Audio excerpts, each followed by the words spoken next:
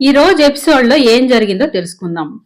కార్తీక విష్ణుని పెళ్లి చేసుకునేయడంతో ఇక విద్యాసాగర్ అయితే కోపంగా మహారథిని తిట్టేస్తూ ఉంటాడు.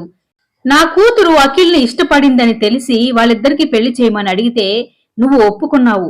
కానీ నీ కొడుకేమో ఆ గీతని పెళ్లి చేసుకుని వచ్చాడు. నా కూతురు ఈ ఇంటికి కోడలు కాలేకపోయింది అని చాలా బాధపడ్డాను. కనీసం కార్తీకతో విరాజ్కి పెళ్లి జరిపిస్తే అన్నా మన ఇద్దరి మధ్య బంధం మునిపడుతుందని, మనం వియ్యంకులం అవుతామని ఆశపడ్డాను. కానీ ఆ అవకాశమే లేకుండా చేశావు. నా కొడుకుని కాదని నీ కూతుర్ని వాడెవడికో పెళ్లి చేసి తీసుకొచ్చావు.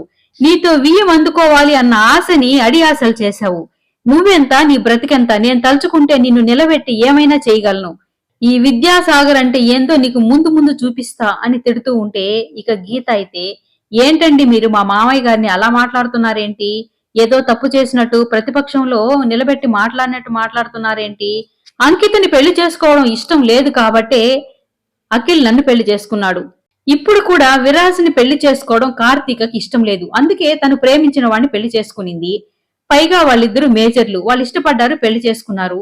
మధ్యలో మా మామయ్య గారు చేసింది ఏముంది? ఆయన చేసిన తప్పేముంది? వింటున్నాం కదా అని మా మామయ్యని అన్ని మాటలు అంటున్నారేంటి అని గీత అడుగుతూ ఉంటుంది. ఇక విద్యాసాగర్ అయితే, నేను ఎవ్వరిని వదిలిపెట్టను, నిన్ను వదిలిపెట్టను, ఆ విద్యాసాగర్ని వదిలిపెట్టను, చూపిస్తా నేనంటే ఏంటో అని అంకితని విరాజ్ని తీసుకుని అక్కడి నుంచి వెళ్లిపోతాడు విద్యాసాగర్. విద్యాసాగర్ వెళ్లిపోయిన తర్వాత గీత అయితే అందరికీ ధైర్యం చెప్తుంది. మీరు దేనికి భయపడకండి అత్తయ్య, అంతా మంచే జరుగుతుంది అని అంటూ ఉంటుంది.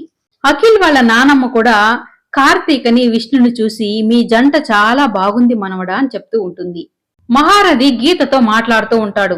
ఏంటి గీత, గెలిచానని సంబరపడిపోతున్నావా? ఇదంతా నువ్వే చేశావని నాకు తెలుసు. అఖిల్ ని ఎమోషనల్ గా బ్లాక్ మెయిల్ చేసి ముందుండి పెళ్లి జరిపించేలా చేసి తెలివిగా అఖిల్ మీద తోసేస్తున్నావా? నాటకాలు ఆడుతున్నావా? ఇదంతా నువ్వే చేశావని, ఇదంతా నీ ప్లానే అని నాకు తెలుసు అని మహారథి అంటూ ఉంటాడు. మీరు ఎలాగైనా అనుకోండి, కానీ ఈ పెళ్లితో ఒక క్లారిటీ వచ్చింది. అదేంటో తెలుసా? నా కొడుకు నా కోసం ఏదైనా చేస్తాడని చెప్పారు కదా, అది నిజం కాదు అని తెలిసింది. ఎందుకంటే మీకిష్టం లేని పెళ్లిని మీ కొడుకు ముందుండి జరిపించాడు. అంటే అఖిల్లో మార్పు మొదలైనట్టే కదా. మీతో ఉంటే ఏం జరుగుతుందో తెలుసుకున్నాడు కాబట్టే ఇక మీదట మీరు కొత్త అఖిల్ని చూడబోతారు. అఖిల్ని ఇక మీదట న్యాయం వైపే నిలబడేలా చేస్తాను అని గీత అంటూ ఉంటుంది. మహారథి అయితే ఇలా అంటూ ఉంటాడు. ఇల్లు అలకగానే పండగ అయిపోయినట్టు సంబరపడిపోకు. కార్తీకకి పెళ్లి చేసినంత మాత్రాన అఖిల్ మారిపోయాడు అని అనుకోవద్దు. అఖిల్ ఎప్పటికీ నా మాటే వింటాడు అని మహారథి చెప్తూ ఉంటాడు.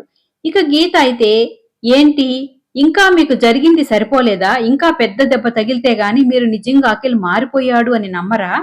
చూడండి, నేను కోడలుగా ఈ ఇంటికి వచ్చినప్పుడు నన్ను చాలా అవమానించారు, ఏమి చెయ్యలేనని చులకనగా మాట్లాడారు. కాని ఇప్పుడు కళ్ళకి కట్టినట్లు నేను ఏమి చేయగలనో చేసి చూపించాను కదా అని గీత అంటూ ఉంటుంది. అంటే ఏంటి నీ ఉద్దేశం? నా కొడుకుని నాకు దూరం చేసి నీ వైపు తిప్పుకోవాలని చూస్తున్నావా? అది కల్లో కూడా జరగదు, అలా జరగనివ్వను కూడా.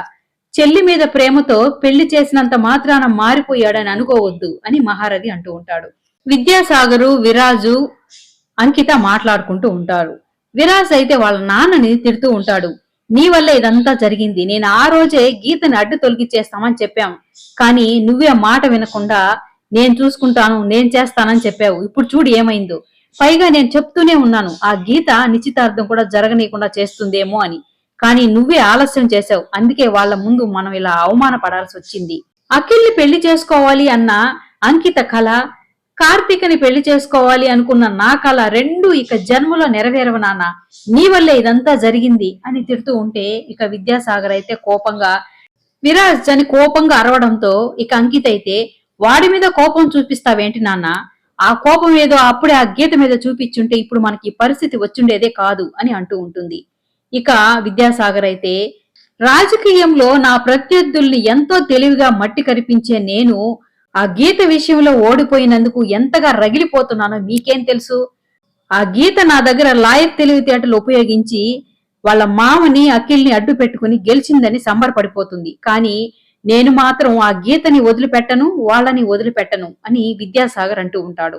గీత కూర్చుని ఆలోచిస్తూ ఉంటే జాగృతి గీత దగ్గరకొచ్చి గీతను పట్టుకుని ఏడ్చేస్తుంది. నీ వల్లే ఇదంతా జరిగింది గీత.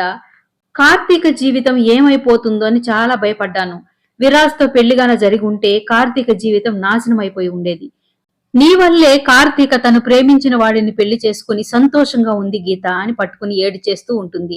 ఇందులో నేను చేసింది ఏమీ లేదత్తయ్య, అంతా మీ అబ్బాయే చేశారు.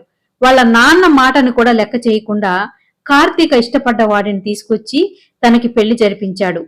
ఈ గొప్పతనం అంతా అఖిల్దే అని గీత అంటూ ఉంటే, నిజమే కావచ్చమ్మా, కానీ అఖిల్ని అలా మార్చింది నువ్వే కదా. వాళ్ళ నాన్న మాటను కూడా లెక్క చేయకుండా పెళ్లి చేసేదాకా వచ్చాడంటే అది నీ వల్లే కదమ్మా జరిగింది అని గీతని మెచ్చుకుంటూ ఉంటుంది.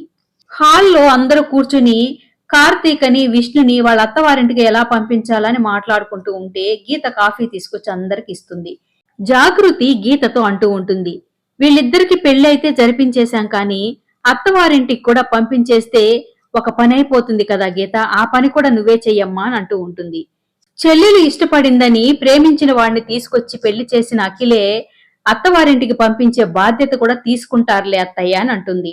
విష్ణు అయితే ఇలా చెప్తూ ఉంటాడు, ఈ పెళ్లి చెయ్యడం మా నాన్నకైతే ఇష్టం లేదు. మహారథి గారి పేరు చెప్పగానే మా నాన్న ఈ ఇంటితో సంబంధమే వద్దన్నారు. కానీ నేనే కార్తీకని వదులుకోలేక మా నాన్నకు తెలియకుండా పెళ్లి చేసుకున్నాను. కానీ ఇప్పుడు ఏం చెయ్యాలో నాకు అర్థం కావడం లేదని చెప్తూ ఉంటాడు.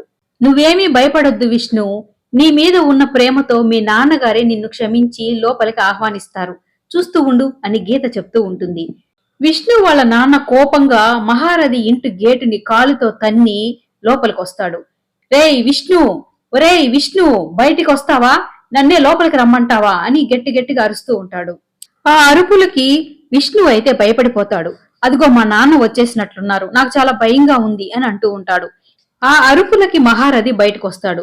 ఇక విష్ణు వాళ్ళ నాన్నను చూసి, వీడు నా ఇంటికి ఎందుకు వస్తున్నాడు, ఎంత ధైర్యం వీడికి అనుకుని, అక్కడే ఆగురా, నా ఇంట్లోకి రావడానికి ఎంత ధైర్యం నీకు అని అంటూ ఉంటే, ఇక విష్ణు వాళ్ళ నాన్న అయితే, నీ ఇంట్లోకి రావడానికి నాకేం సరదా కాదు, నీలాంటి అవినీతి పరుల ఇంట్లో అడుగు పెట్టడానికి కూడా నాకు నచ్చదు. అయినా నా కొడుకు చేసిన వెధవ పనికి నీ ఇంట్లోకి రావాల్సి వచ్చింది. ముందు నా కొడుకుని పిలువు, నీ కూతుర్ని పెళ్లి చేసుకునింది ఎవరో కాదు నా కొడుకే, ముందు వాడిని బయటికి పిలువు అని గట్టిగా అరుస్తూ ఉండడంతో ఇక మహారథి అయితే, ఏంటి వాడు నీ కొడుకా అని అంటూ ఉంటాడు. ఇక ఈ అరుపులకి ఇంట్లో వాళ్ళందరూ బయటకు వచ్చేస్తారు.